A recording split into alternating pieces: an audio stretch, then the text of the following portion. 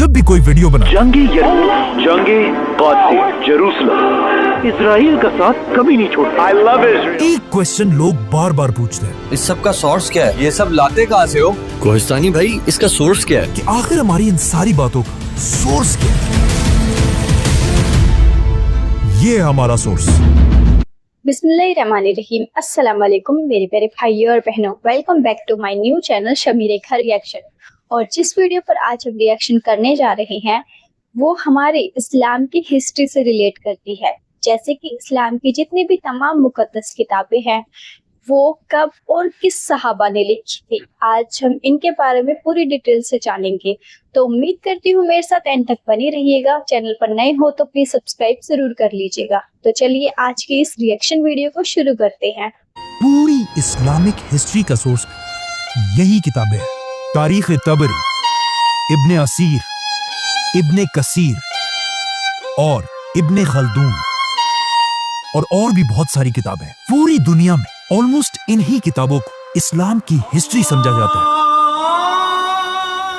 लेकिन मेरे ख्याल में इससे भी बड़ा क्वेश्चन ये होना चाहिए कि आखिर इस्लाम की हिस्ट्री के इन किताबों का सोर्स क्या है और ये सारी बड़ी बड़ी बुक्स आखिर आई कहां से। इन बुक्स और इनके लिखने वाले स्कॉलर्स की स्टोरी बहुत ही इंटरेस्टिंग है। आज से 1400 साल पहले रसूलुल्लाह सल्लल्लाहु अलैहि वसल्लम की वफात के बाद उनके पहले खलीफाओं ने अबू बकर, उमर, उस्मान और अली रज़ियल्लाहु अन्हु ने इस्लाम की कोई भी हिस्ट्री नहीं लिखी क्योंकि लिखने की जरूरत ही नहीं थी। ज्यादातर सहाबा अब भी जिंदा थे और उन्हें इस्लाम की सारी हिस्ट्री का पहले से पता था। लेकिन आहिस्ता आहिस्ता जैसे जैसे सहाबा दुनिया से जाने लगे, मुसलमानों की नई जनरेशंस इस्लाम की हिस्ट्री को बदर, ओहद, खंदक जैसी जंगों को भूलने लगे और कुछ यंग लोग तो इस्लाम के हीरोज जैसे खालिद बिन वलीद और अली रज़ियल्लाहु अन्हु को छोड़कर रोमन और पर्शियन एम्पायर के हीरोज हरक्यूलिस और रुस्तम से इंप्रेस होने लगे। अब इस यंग जनरेशन को इस्लाम के हीरोज की याद दिलाने के लिए पहली बार मुसलमानों के एक बहुत बड़े खलीफा ने काम शुरू किया जिनका नाम था उमर बिन अब्दुल अजीज। उमर बिन अब्दुल अजीज ने खलीफा बनते उस जमाने के एक बहुत बड़े स्कॉलर इब्ने शहाब अज़-ज़ुहरी को अपने पास बुलाया और उन्हें हुक्म दिया कि मेरी इस खिलाफत में मुसलमानों को रसूलुल्लाह सल्लल्लाहु अलैहि वसल्लम की जिंदगी के बारे में हर जगह जाकर लेक्चर्स दो। अब उमर बिन अब्दुल अजीज के जमाने में दुनिया के आखिरी कुछ ही सहाबी जिंदा थे, तो इब्ने शहाब ने उनसे रसूलुल्लाह सल्लल्लाहु अलैहि वसल्लम की जिंदगी के बारे में सीखा और उसे आगे अपने स्टूडेंट्स को सिखाने लगे ताकि कहीं ऐसा ना हो कि आने वाले मुसलमान हमारे इन ग्रेट हीरोज को भूल जाए। और इनके इन्हीं में से दो स्टूडेंट्स को आज पूरी दुनिया जानती है, इब्ने इसहाक और इमाम मालिक। जिसके बाद इब्ने शहाब ने इस्लाम की तारीख की सबसे पहली किताब लिखी। लेकिन जैसे ही उन्होंने ये किताब पूरी की, खलीफा उमर बिन अब्दुल अजीज को शहीद कर दिया गया और उमर बिन अब्दुल अजीज के शहीद होते ही उसके सिर्फ 30 साल बाद पूरी बनु उमैया की हुकूमत टूट गई और बनु उमैया के साथ साथ इब्ने शहाब की लिखी हुई इस्लाम की तारीख की पहली किताब भी दुनिया से गायब हो गई। अब बनु उमैया की खिलाफत तो दुनिया से खत्म हो गई, लेकिन उसके बाद दुनिया में एक नई खिलाफत शुरू हुई, अब्बासी खिलाफत। अब अब्बासी खिलाफत में भी बनु उमैया की तरह बहुत सारी खराबियां थी, लेकिन उनमें एक बात ऐसी थी जिसे कोई भी डिनाई नहीं कर सकता।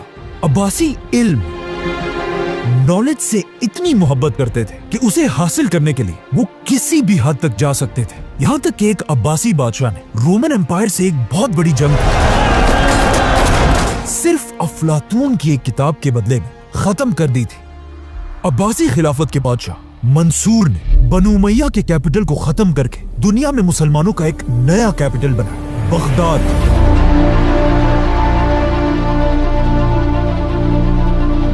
और उसके अंदर उसने दुनिया की सबसे बड़ी लाइब्रेरी बनाई जिसे आगे जाकर बैतुल हिकमा, हाउस ऑफ विजडम का नाम मिला। ये लाइब्रेरी बनाते अब्बासी बादशाह मंसूर ने उसी इब्ने शहाब अज़-ज़ुहरी के स्टूडेंट इब्ने इसहाक को अपने पास बुलाया और उसे हुक्म दिया कि जाओ और इस्लाम की हिस्ट्री पर दोबारा एक किताब लिखो, लेकिन कोई ऐसी वैसी किताब नहीं, आदम अलैहिस्सलाम से लेकर मुझ तक उसमें पूरी दुनिया की हिस्ट्री होनी चाहिए। इब्ने इसहाक ने बिल्कुल ऐसा ही किया और मंसूर के ऑर्डर्स पर मुसलमानों की पहली कंप्लीट तारीख लिखी। ये हदीस की किताब नहीं बल्कि एक हिस्ट्री की किताब थी। लेकिन आज इब्ने इसहाक की ये इम्पोर्टेंट बुक भी दुनिया से गायब हो चुकी है। लेकिन अब क्वेश्चन ये है कि आखिर क्यों ये सारी किताबें दुनिया से गायब हो रही थी? क्योंकि अब तक मुसलमानों को पेपर की टेक्नोलॉजी का पता नहीं था और ये सारी किताबें पुराने जमाने के एक बहुत ही महंगे मटेरियल पपायरस पर लिखी जाती थी, जिसे मुसलमान इन छोटे छोटे पत्तों को मिलाकर बनाते थे, जो पेपर के मुकाबले में एक बहुत ही मुश्किल काम था। पेपर की टेक्नोलॉजी उस जमाने में दुनिया के सिर्फ एक ही मुल्क में थी, मुसलमानों की खिलाफत से बहुत दूर, चाइना। और पेपर की इस टेक्नोलॉजी को चाइना के बादशाहों ने पूरी दुनिया से छुपा कर रखा था। लेकिन बहुत जल्द ये सब बदलने वाला था, क्योंकि अब्बासी खिलाफत के आते ही कुछ ही अरसे बाद मुसलमानों और चाइनीज एम्पायर की सबसे बड़ी जंग,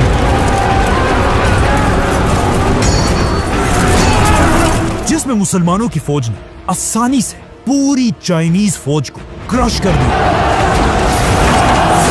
और हजारों चाइनीज सोल्जर्स को अपना कैदी बना लिया। अब कहा जाता है इन्हीं चाइनीज कैदियों में कुछ लोग ऐसे थे जिन्हें पेपर बनाने की टेक्नोलॉजी का अच्छी तरह पता था, और यहाँ से मुसलमान पहली बार इन चाइनीज कैदियों से पेपर बनाने की टेक्नोलॉजी सीखने लगे। लेकिन पहले मुसलमानों को इसकी इंपॉर्टेंस का इतना पता नहीं था। लेकिन फिर आखिर अब्बासी खिलाफत का सबसे बड़ा बादशाह आया, जिसका नाम था हारून रशीद। और हारून रशीद को पेपर की टेक्नोलॉजी की ताकत का अच्छी तरह पता था, इसीलिए उसने बगदाद में दुनिया की सबसे बड़ी पेपर बनाने की फैक्ट्री बनाई, जिसके साथ ही दुनिया में एक नया दौर शुरू हुआ, जिसे आज तक लोग याद करते हैं, इस्लामिक गोल्डन एज। हारून रशीद ने हाउस ऑफ विजडम के बिल्कुल पास दुनिया की सबसे बड़ी पेपर की फैक्ट्री बनाई, जहां पानी की मशीन से डेली हजारों पेपर्स बनाए जाते थे।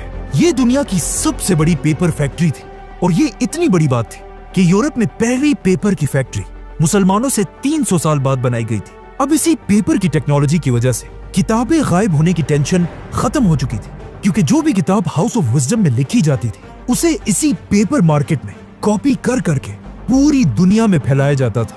इसीलिए इस्लामिक गोल्डन एज में हर तरफ स्कॉलर्स हजारों किताबें लिखने लगे, जिनमें से बहुत सारे आज तक दुनिया में मौजूद हैं। और कहा जाता है उस जमाने में स्कॉलर्स की इतनी इज्जत होती थी जितनी आज रोनाल्डो या मेसी की होती है। Cristiano Ronaldo breaks his Lionel Messi does it again, he's superhuman. इसी गोल्डन एज में सही बुखारी और सही मुस्लिम जैसी अहादीस की 6 बड़ी किताबें लिखी गई। लेकिन अब भी एक बहुत बड़ा मसला यह था कि इब्ने इसहाक की किताब गायब होने की वजह से इस्लाम की हिस्ट्री पर कंप्लीट कोई भी किताब नहीं थी। तो अब ये देखकर उसी इब्ने इसहाक के स्टूडेंट इब्ने हिशाम ने दोबारा एक बार फिर इस्लाम की हिस्ट्री पर किताब लिखी, और पेपर की टेक्नोलॉजी की वजह से इब्ने हिशाम की ये किताब आज तक हमारे पास पड़ी हुई है। बल्कि इस किताब का नया वर्जन आपको आसानी से कहीं से भी मिल जाएगा। ये इस्लाम की हिस्ट्री की सबसे पुरानी किताब है। अब इब्ने हिशाम के बाद हर तरफ इस्लाम की हिस्ट्री पर किताबें लिखी जाने लगी, जिसमें इस्लाम की नेक्स्ट हिस्ट्री की किताब अल वाकिदी ने लिखी। ये है वाकदी की किताब, लेकिन आज बहुत सारे स्कॉलर्स वाकदी की कुछ बातों को सही नहीं समझते, जिसके बाद वाकदी के स्टूडेंट ने भी एक किताब लिखी, तबकात इब्ने साद, जिसमें उसने सारे सहाबा की स्टोरीज लिखी। और आखिर इसी दौर में एक ऐसी किताब लिखी गई कि अगर आपको इस्लामिक हिस्ट्री का थोड़ा भी पता है तो इस किताब का नाम आपने जरूर सुना होगा, और इस किताब का नाम है तारीख अत-तबरी। ये है तारीख अत-तबरी, जो इस्लामिक गोल्डन एज के एक बहुत बड़े स्कॉलर थे, और बगदाद के एक स्कूल में 10 दीनार की सैलरी पर स्टूडेंट्स को पढ़ाया करते थे।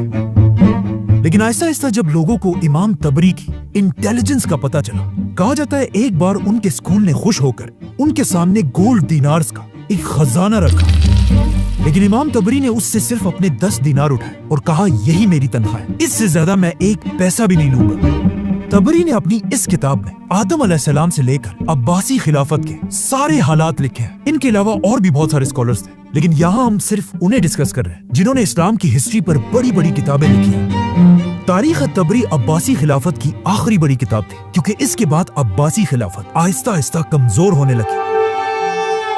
आखिर आहिस्ता आहिस्ता मुसलमान इतने कमजोर हो गए कि इसका सबसे बड़ा फायदा यूरोप के पोप ने उठाया और यूरोप के क्रिश्चियंस को जमा करके मुसलमानों के फलस्तीन पर हमला कर दिया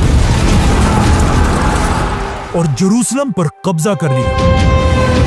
लेकिन फलस्तीन खो देने के बाद भी बिल्कुल आज की तरह मुसलमान लीडर्स को कोई परवाह नहीं थी। फलस्तीन दोबारा फतह करने का ख्वाब मुसलमान बादशाहों से ज्यादा उस जमाने के स्कॉलर्स के दिलों में था, जिसमें सबसे बड़े स्कॉलर का नाम था इमाम इब्ने अस्साकिर, जो इतने बड़े स्कॉलर थे कि उनकी सिर्फ एक किताब के 70 वॉल्यूम्स हैं। इमाम इब्ने अस्साकिर दमिश्क के स्टूडेंट्स को इस्लाम की हिस्ट्री सिखाया करते थे और उन्हें बताते रहते थे कि एक दिन मुसलमान फलस्तीन दोबारा जरूर फतह करेंगे। इमाम इब्ने अस्साकिर के इन्हीं स्टूडेंट्स में से एक ने आगे जाकर फलस्तीन फतह भी किया, जिसका नाम था सलाहुद्दीन अयूबी, जो 2 लाख की फौज लेकर फलस्तीन को दोबारा फतह करने के लिए रवाना हुआ। बाय द वे, जब सलाहुद्दीन फलस्तीन की तरफ जा रहे थे, उसी दौर के बगदाद में एक बहुत ही अजीब किताब लिखी गई जिसका नाम था फज़ाइले यजीद। इस किताब में यजीद को इस्लाम के एक बहुत बड़े हीरो की तरह प्रेजेंट किया गया था और ऐसा दिखाया गया था कि यजीद से ज्यादा नेक इंसान तो कोई है ही नहीं। और ये किताब इतनी फेमस हुई कि कुछ मुसलमान वाकई में यजीद को इस्लाम का हीरो मानने लगे। लेकिन जैसे ही इस किताब की खबर उस वक्त के सबसे बड़े सुन्नी आलिम इमाम इब्ने जोजी तक पहुंची, वो इस बात से डरने लगे कि कहीं ऐसा ना हो कि आगे जाकर मुसलमान यजीद को इस्लाम का हीरो मानने लगे। जिसके बाद इमाम इब्ने जोजी ने यजीद की हकीकत दुनिया के सामने रखने के लिए अपनी एक बहुत बड़ी किताब लिखी और यजीद को हमेशा के लिए एक्सपोज कर दिया। अब जब यहाँ ये सब हो रहा था, वहाँ सलाहुद्दीन अयूबी ने आखिर पूरे फलस्तीन को फतह कर लिया और मस्जिद अक्सा पर इस्लाम का झंडा लहराया, जिसकी वजह से आज तक सलाहुद्दीन को पूरी दुनिया याद करती है। Warrior Saladin conquered the Crusaders. अब सलाहुद्दीन की इस फौज में भी एक बहुत बड़े स्कॉलर थे, इमाम इब्ने असीर, जिन्होंने लड़ने के साथ साथ इस्लाम की हिस्ट्री पर एक बहुत बड़ी किताब लिखी थी। और ये है उनकी किताब जिसमें उन्होंने सलाहुद्दीन की जंगों के साथ साथ इंडिया पर हमला करने वाले पहले मुसलमान बादशाह की कहानी भी लिखी, सुल्तान शहाबुद्दीन गौरी। मतलब इब्ने असीर के दौर में मुसलमान फलस्तीन, इंडिया, हर तरफ सिर्फ जीत रहे थे। लेकिन इस किताब के बिल्कुल आखिर में मुसलमानों की असल तबाही का वक्त शुरू होता है और मुसलमानों को तबाह करने वाले बादशाह का नाम था चंगेज खान। सलाहुद्दीन अयूबी के कुछ ही अरसे बाद चंगेज खान मंगोलिया से मुसलमान इलाकों की तरफ बढ़ने लगा और एक एक करके हर मुसलमान सिटी को जलाने लगा। और ये इलाके फतह करते करते आखिर चंगेज खान का पोता Hulagu Khan Islamic golden age के सेंटर बगदाद तक पहुंचा।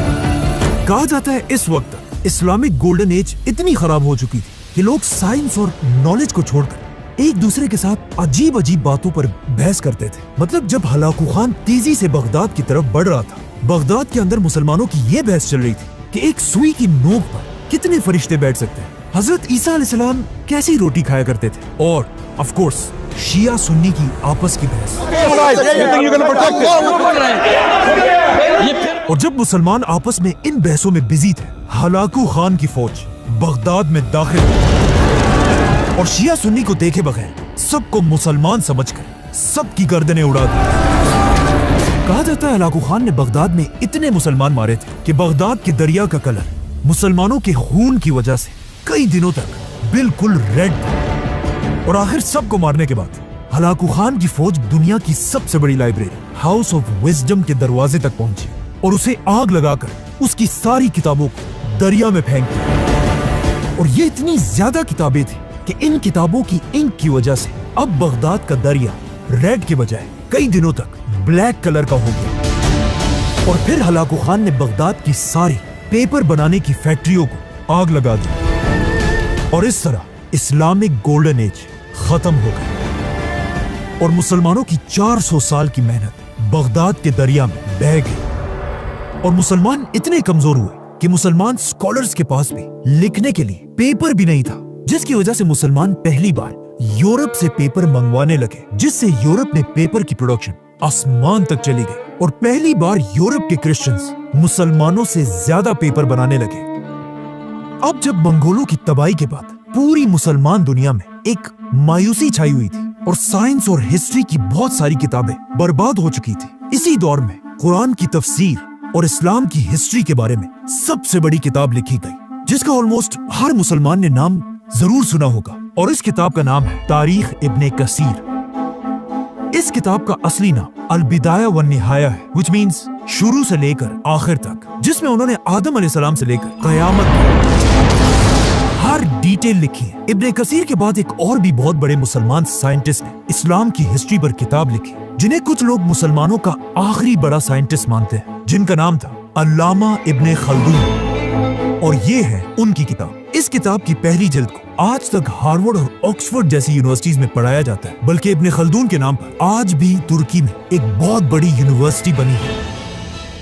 आज कुछ स्कॉलर्स इब्ने खल्दून को मुसलमानों का आखिरी बड़ा स्कॉलर मानते हैं, क्योंकि मंगोलों की तबाही के बाद अब दुनिया में सबसे ज्यादा पेपर मुसलमान में बल्कि एक यूरोप के क्रिश्चियंस बना रहे थे। और जिस साल इब्ने खल्दून फौत हुए, उसी साल यूरोप में एक आदमी पैदा हुआ, गुटेनबर्ग, जिसने एक ऐसी मशीन इजाद की कि दुनिया को हिला कर रख दिया, प्रिंटिंग प्रेस, जिससे यूरोप में आहिस्ता आहिस्ता मिलियंस ऑफ किताबें लिखे जाने लगी। और ये प्रिंटिंग प्रेस इतना जबरदस्त मशीन था कि पहले जो आदमी दिन में 40 पेजेस लिखा करता था, अब इस प्रिंटिंग प्रेस की मशीन की वजह से वो हर दिन 4000 पेजेस प्रिंट करने लगा, जिससे of course Europe Aahista Aahista मुसलमानों से आगे निकलने लगा। और अब इस प्रिंटिंग प्रेस के दौर में मुसलमानों की दुनिया में एक नई सुपर पावर बन चुकी थी, उस्मानिया सल्तनत।